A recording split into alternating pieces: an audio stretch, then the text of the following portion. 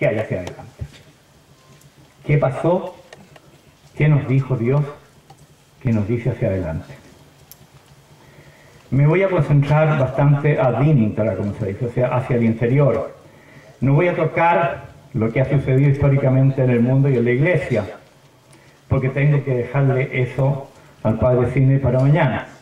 Si empiezo a hablar de Aparecida, le quito la comida. Así que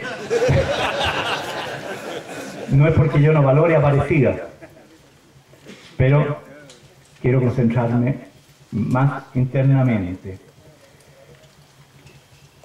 Comenzamos. ¿Cómo ha sido nuestra historia? ¿Por qué me detengo en esto?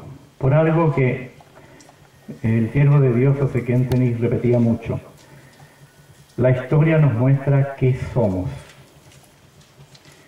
Para saber qué es un grupo humano, un país o un pueblo, hay que mirar siempre a su historia. ¿Cómo surgió? ¿Cuáles fueron las fuerzas motrices que hay que lo hicieron salir adelante? Por eso es importante mirar la historia, no solo para saber curiosamente qué pasó, sino para entender qué somos.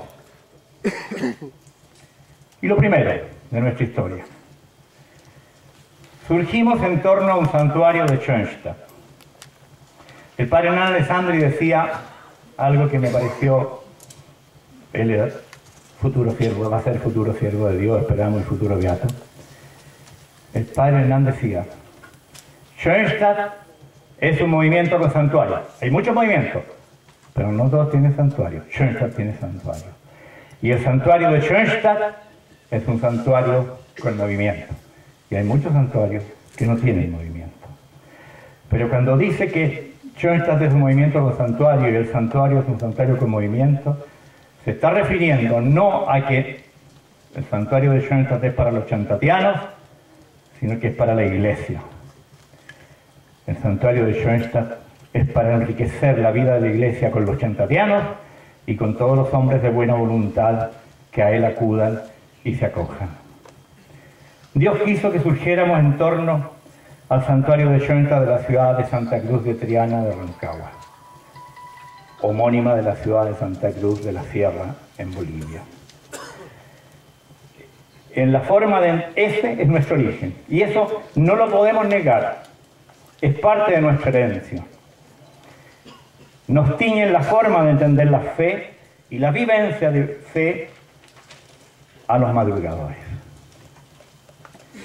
Segundo lugar, somos una fundación laical. Nuestra historia es una historia en la cual laicos son los fundadores. Y eso le da un sello especial. Surge de laicos, crece, o mejor, surge del Espíritu Santo. Y laicos son los instrumentos, y sobre los hombros de esos instrumentos y laicos crecen los madrugadores. Nuestro hermano Bolívar me quitaron esta parte, pero la voy a decir igual. Hace 2 días, cuando terminé de escribir esta charla, que ya la tengo bastante reescrita, se la mandé a Octavio Galán para que me hiciera algunas observaciones, y de hecho me las hizo. Estaba muy buena, ¿no? Pero no le mandé toda la charla a Octavio.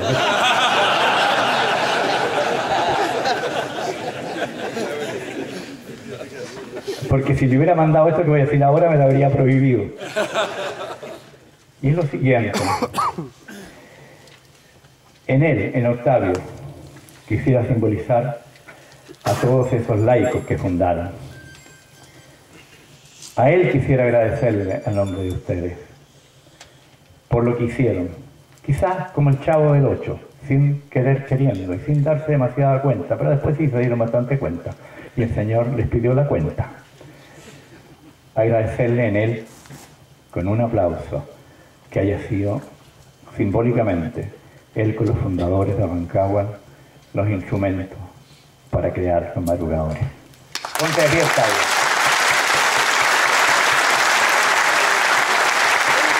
Ahora nos arrancó este diablo. Bueno, igual lo aplaudimos. Y a todos los fundadores también.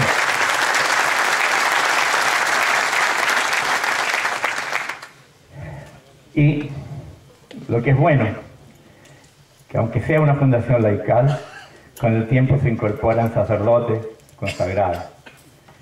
Entre ellos, tener al padre Humberto Banter acá como madrugador es un honor que no nos imaginamos. Él es el primer madrugador de Chile. Él, junto a la generación fundadora de Schoenstatt, madrugaban frecuentemente, a misa no de 7, sino de 6:30 de la mañana en el trencito de Bellavista. Y aquí también está el padre Rafael. Y también estoy yo, que madrugábamos hasta el año 61 a las misas de 6:30. Y hay una anécdota que se cuenta que el padre Humberto me la va a negar después, pero no importa, como es parte de los mitos de Bellavista, de las florecillas de Bellavista, como digo yo. Se cuenta que una vez en su inocencia el padre Humberto Banter dijo: por Dios que son santas las hermanas, cuando uno se va al santuario a las 10 de la noche están rezando, y cuando uno vuelve a las 6:30 también están rezando. El padre Humberto me lo va a negar, pero eso es lo que cuenta la Biblia. Bien, fundación laical. Algo quiere decirnos el Señor con esto. ¿Y de qué deseos y anhelos surge esta fundación? Y un deseo de tener un encuentro más personal con la Mater y Dios. Darse la posibilidad de una oración profunda, de paz con uno mismo. Esto en un horario que, aunque no es tan sacrificado, pero factible de cumplir con mínimas obligaciones, mínimos compromisos. Que uno participe individualmente, con un cultivo de amistades, con Eucaristías cuando las hay, concentradas y hondas. Es la sana búsqueda del momento en que uno sea uno mismo y se relacione con Dios en tanto cuanto varón. Hay un deseo de estar con el Señor y la Mater. Partió de un deseo de hacer guardia, de estar juntos, de defender, de acompañar al Señor. Esa es parte de nuestra historia. Estar con Él, defenderlo a Él, protegerlo a Él. Y tercero, la impronta mariana. Al surgir en torno a un santuario de Schoenstatt, nace con una impronta mariana y pentecostal. Somos varones débiles, pecadores, vulnerables, frágiles, que junto a María imploramos el Espíritu Santo. Hay una clara vocación cenacular en nuestra fundación. Y lo mariano no es accesorio, como la última jaculatoria que se dice delante de una encíclica o de una prédica. Para nosotros lo mariano es la forma de vivir el cristianismo.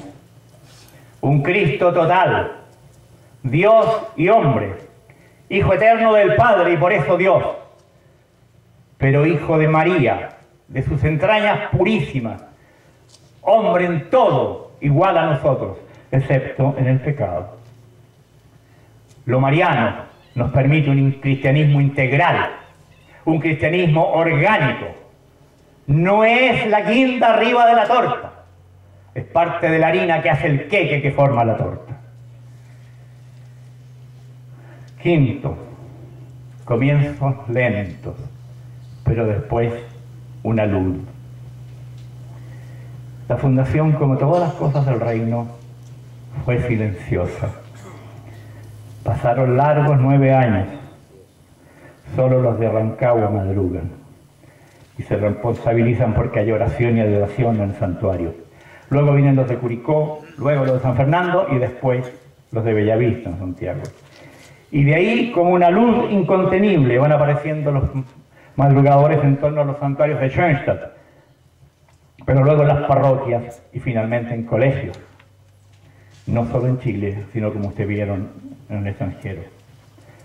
Al comienzo son solo schoenstattianos, pero luego llegan personas de todas partes, de otros movimientos y sensibilidades, de distintos grados de pertenencia a la Iglesia, diferentes situaciones familiares y de comunión con la Iglesia. Así fue nuestra historia, así ha sido nuestra historia. Así nos alcanza la celebración de estos 20 años, con la sensación de ser un barco, o más bien un avión, que cada día va más rápido. Es un torbellino de gracias que no se sabe dónde terminará.